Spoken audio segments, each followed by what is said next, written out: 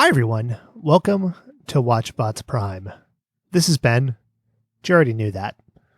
I would be remiss if I didn't start today's show with a hearty rest in peace to Rutger Hauer. Really talented actor, showed up in approximately a million things. Know him best from Blade Runner, of course, but he also played a crazed hunter in Surviving the Game, which is that Ice-T version of The Most Dangerous Game. And it's not a good movie, but it does have Rutger Hauer and F. Murray Abraham just hamming it up, and Gary Busey hamming it up to the nth degree other than that. But I will have many fond Rutger Hauer movies, and fucking stop dying, people. This is bullshit. When we left off with Hannah and the boys last week, Luke was sent home for sex shaming and praying over Hannah. Will he show back up? Let's find out right now. He does show back up. So we're cut to the rose ceremony where Hannah now has to cut to two dudes, right? So you got Peter there, and you got Tyler, and you got Jed, and Hannah shows up in, I don't know what the fuck this outfit was. It was like a swimsuit kind of, and she had like these tacky heart earrings and like these weird fluttering wings of hair. I am not a fashionista or a hairista or a makeupista, but not a great look. Anyway, Luke shows up with an engagement ring, storming the ceremony, just like wandering in, standing in the line.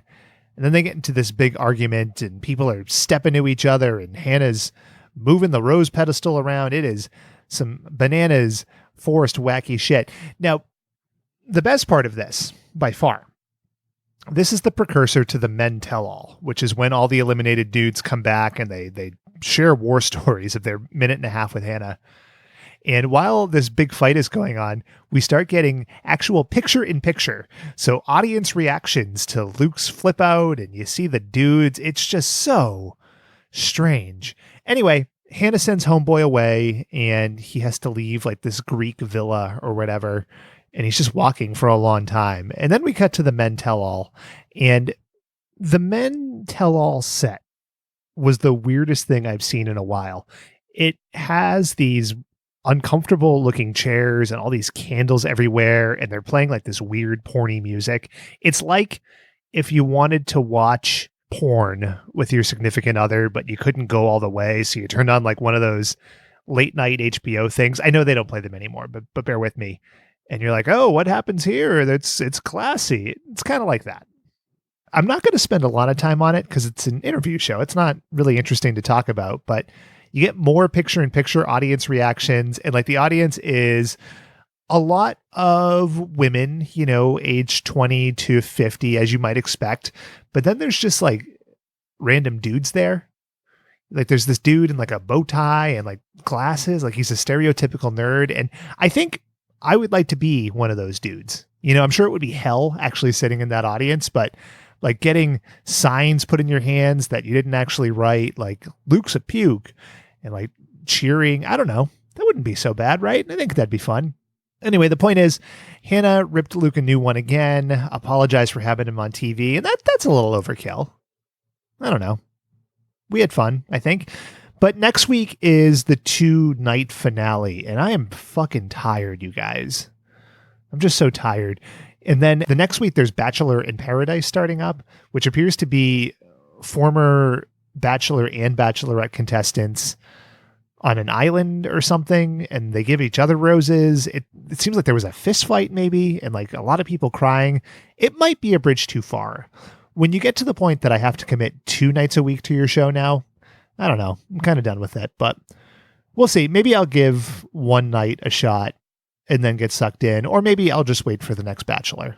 We'll have to see. It's a weird group of people. Everybody seems rich, and they all are very, very strange. And speaking of the rich and strange, I hope you enjoyed our look at opulence of the late 80s with Beverly Hills Teens. Weird show. Very weird show. I don't know. Might go back to it. And speaking of weird robot things that take place in the late 80s, and that was a brutally bad segue, this week we are moving on to one of my favorite kinds of shows, and that is a show spun off of another property. So when you take two burnouts, you combine them with George Carlin in a phone booth in history, you get Bill and Ted's Excellent Adventures. I had been selected for a most important journey. I was to help fulfill the destiny of the two great ones, Bill and Ted. Wild stallions rule! Whenever time stands still and trouble moves too fast, to save the future, we must learn about the past. Whoa! Excellent! Bill and Ted. Bogus! Adventures most outstanding every day. It's outrageous, so bodacious. Help is always on the way. Bill and Ted's Excellent Adventures. It's a party, that's for sure. Bill and Ted's most excellent adventures. Most triumphant. That song is kind of like Wild Stallions, right? I will say this about this cartoon. If you like the plot of Bill and Ted's Excellent Adventure, you are likely to like this cartoon because there is not a ton of variation to it. It's a very strange show. I think it might supposed to be educational. I don't know. There's a lot to think about, a lot to ponder. When you get into time travel, this is where you end up, but we'll get there next week. And we would love to hear from you. Email at watchbotspod.com, Twitter at watchbotspod, but that's next week. So we'll talk to you then. This is Ben signing off. And what number am I thinking of? The answer is 69. Bye.